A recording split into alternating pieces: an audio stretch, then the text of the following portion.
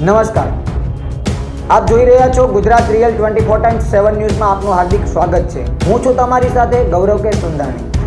આજે એક એવા વિષયની વાત કરવા આવ્યો છું કે જે ખરેખર દિવાળી તહેવાર છે, પરંતુ આપણે તહેવારને કઈ રીતે ઉજવીએ છીએ।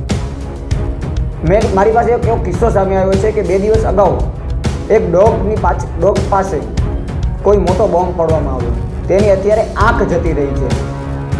આપણે કઈ રીતે દિવાળી ઉજવીએ છીએ, આ રીતે ઉજવી અને પોતાનો તો જીવ જોખમમાં મૂકી છીએ, પરંતુ આપણે લોકોનો પણ જીવ જોખમમાં મૂકી છીએ।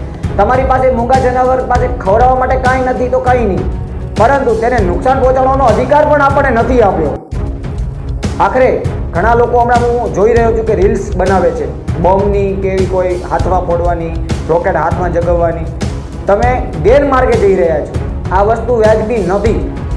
તમે પોતાનો જીવ તો જોખમમાં મૂકી રહ્યા છો, તમારી હલકી પબ્લિસિટી માટે તમે રીલ્સ બનાવો છો અને રીલ્સમાં લાઇક ફોલોવર્સ વધારવા માટે તમારો જીવ પણ તમે જોખમમાં મૂકો છો। ખરેખર આ ન હોવું જોઈએ, કારણ કે તમે રીલ્સ બનાવવાના ચક્કરમાં આવી રીતે કરો છો, પણ તે નાના બાળકો ઉપર ખરાબ અસર થાય છે। પણ તે અસર ખરાબ થતાં નાના બાળકો પણ આ રીલ્સ બનાવવાનો પ્રયત્ન કરશે, એટલે કોઈએ પણ આવી રીલ્સ ન બનાવવી જોઈએ, જેથી આપણા કોઈ પણ વિદ્યાર્થીઓ હોય કે આ વિડીયો ખાસ તેની માટે જ છે કે લોકો હાથમાં બોમ્બ કે કોઈ એવું પ્રવૃત્તિ ન કરે જેથી એમને નુકસાન પહોંચે, કે તેના માતા પિતાની દિવાળી ખરાબ થાય। ખરેખર આપણે આ વસ્તુ ધ્યાને લેવા જેવી વસ્તુ છે। અને આ એક મુદ્દો તો ખાસ છે કે આપણે કોઈ પણ જનાવર પાસે બોમ્બ ન પડવો જોઈએ કે જેથી એમને નુકસાન થાય।